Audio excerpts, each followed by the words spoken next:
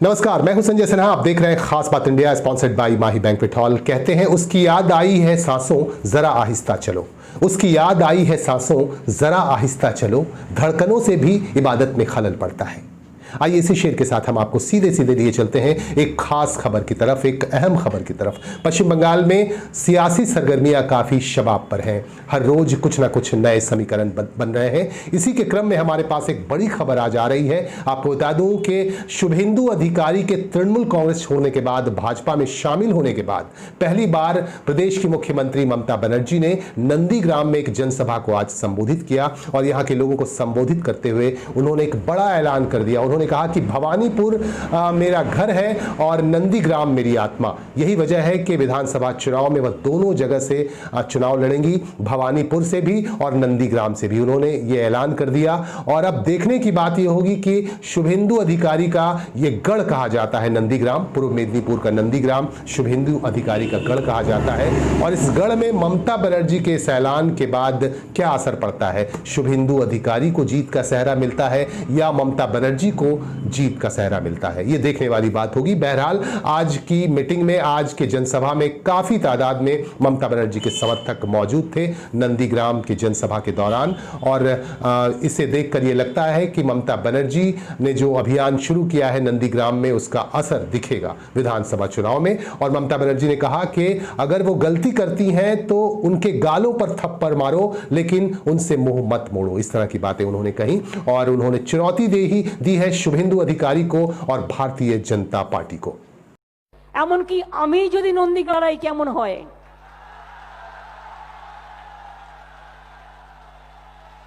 भाबছিলাম কথার কথা একটু বললাম, একটু ইচ্ছে হলো, একটু গ্রামীণ জায়গা, একটু আমার মনের জায়গা, একটু আমার ভালোবাসার জায়গা। আমি হয়তো ইলেকশনের সময় অত টাইম দিতে পারবো না। बंगाल के पश्चिम बर्धमान जिले के आसनसोल में चल रहा है लोक संस्कृति और आदिवासी उत्सव और इस उत्सव के दौरान लोक संस्कृति को काफी करीब से देखा जा सकता है।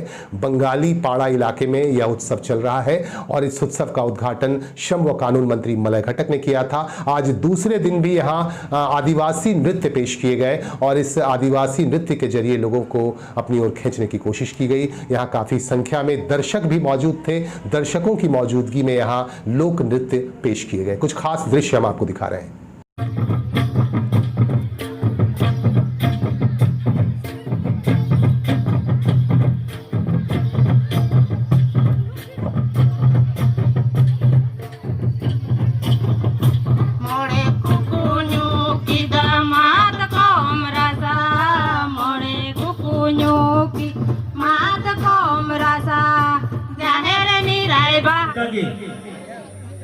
खबर गिद्रा बापार मिछे गिया तिरले जाना मां इनका तीथयो गते सरहाबे फिर मुर्मू मां बिन हलोवन मंचर सर से गते अबिना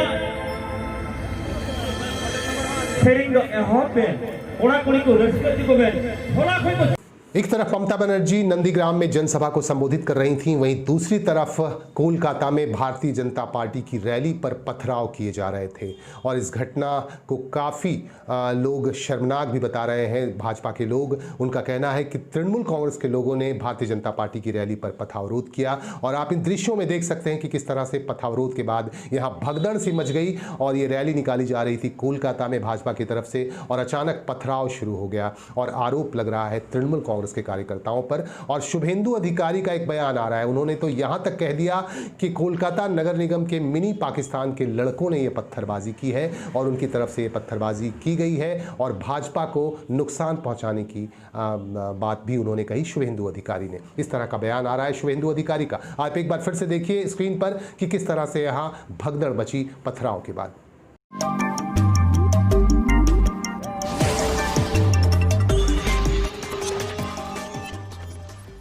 कुल्टी के चलबलपुर स्थित आश्रम पाड़ा इलाके से हमारे पास खबर आ रही है कि आश्रम पाड़ा के निवासियों में काफी नाराजगी है और नाराजगी के आलम में इन लोगों ने आज पथावरोध कर दिया। चलबलपुर मोड़ और चितरंजन जाने वाली सड़क को तकरीबन 1 घंटे तक जाम रखा गया। और आपको बता दूं कि यहाँ पानी की समस्या है, यहाँ ड्रेन की समस्या है और यहाँ की सड़कें बहुत खराब हालत में हैं। इस तरह की बातें यहाँ के लोगों ने बताई हमारे संवाददाता को। और हमारे संवाददाता वसीम खान यहाँ पहुंचे तो तब तक खबर मिलने के बाद आसनसोल म्युनिसिपल कॉर्पोरेशन की प्रशासनिक बोर्ड की सदस्य तबस्सुम आरा भी यहाँ पहुंच चुकी थी। और तबस्सुम आरा ने यहाँ पहुंचकर यह आश्वासन दिया यहाँ के लोगों को कि बहुत जल्द ही उनकी समस्याएं दूर कर दी जाएंगी। इस संदर्भ में वो आसनसोल म्युनिसिपल कॉर्पोरेशन के आला अधिकारियों से बातचीत करेंगी और चुनाव से पहले ही उनकी समस्याएं दूर कर दी जाएंगी। এটা নিয়ে দাবি ছিল আমাদের যে ড্রেন এবং রাস্তা, এখানে ড্রেনটা কাঁচা, রাস্তা নাই। তো সেই দাবিতে 3 বার আমরা এ নিয়ে পদবরোধ করেছি। এইবার আসানসোল কর্পোরেশনের প্রশাসক বোর্ডের সদস্য মাননীয় তবস্সুম আরা এসেছিলেন। তিনি আমাদেরকে প্রতিশ্রুতি দিলেন কালকের বোর্ড মিটিংয়ে এই রাস্তাটার ব্যাপারে তিনি কথা তুলবেন এবং পাস করাবেন এবং ভোটের আগে 1 মাসের মধ্যে এই রাস্তার কাজ শেষ করবেন। সেক্ষেত্রে যদি কাজ না সেক্ষেত্রে আমরা আবার পদবরোধ করব। আপনার পরিচয়? আমার নাম মনোতোষ মুখার্জি। দীর্ঘদিনের দাবি তাদের ড্রেন এবং রাস্তা, এই ব্যাপারটা আপনি কিভাবে দেখছেন? আজকে এই রাস্তায় মানে 16 নম্বর পাবলিকে ওনার মানে আছে, আমিও বুঝছি কি ওনার প্রবলেম আছে, লেকিন আমার মুখ্যমন্ত্রী তো অনেক কাজ করেছে।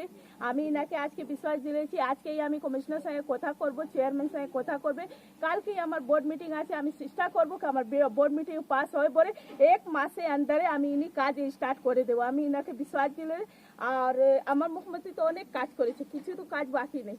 তা আমি পাবলিক সে অনেক নিচে রিকোয়েস্ট করবো কি আপনি রোড জাম করবে না, কিন্তু পাবলিকে সব কাজ হবে, কিন্তু আমার মুখ্যমন্ত্রী সব কাজ করেছে। দেখা যায় ভাবি কয়েকদিনের মধ্যে ভোট ঘোষণা, তারপরে তার কাজ করা যাবে না, তার আগেই কাজ করা সম্ভব হবে না?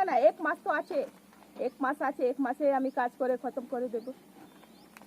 गणतंत्र दिवस के परेड की तैयारी चल रही है और आपको भी इंतजार होगा कि इस बार गणतंत्र दिवस के मौके पर किस तरह का परेड पेश किया जाएगा।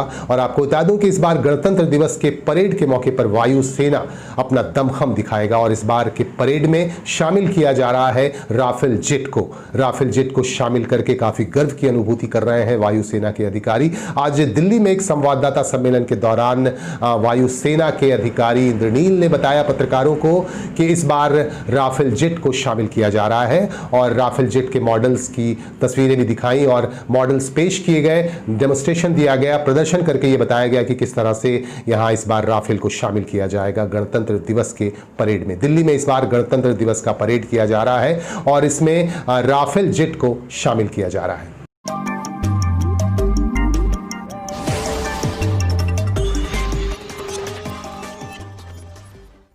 चुनाव का मौसम आते ही जनप्रतिनिधियों को जनता की याद आ जाती है और जनता तक पहुंचते हैं सीधे सीधे और वोट मांगते हैं।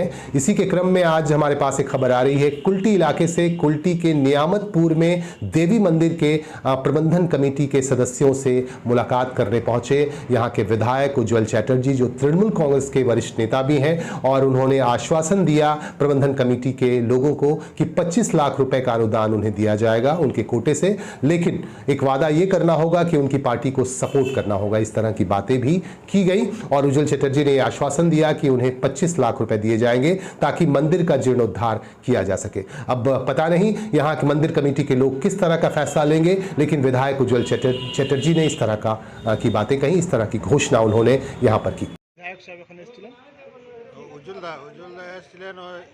দিনক্ষণ বলে গেলেন আগে মন্দিরটাকে ভাঙতে হবে জেসিপি দিয়ে, তারপর কাজ আরম্ভ হবে।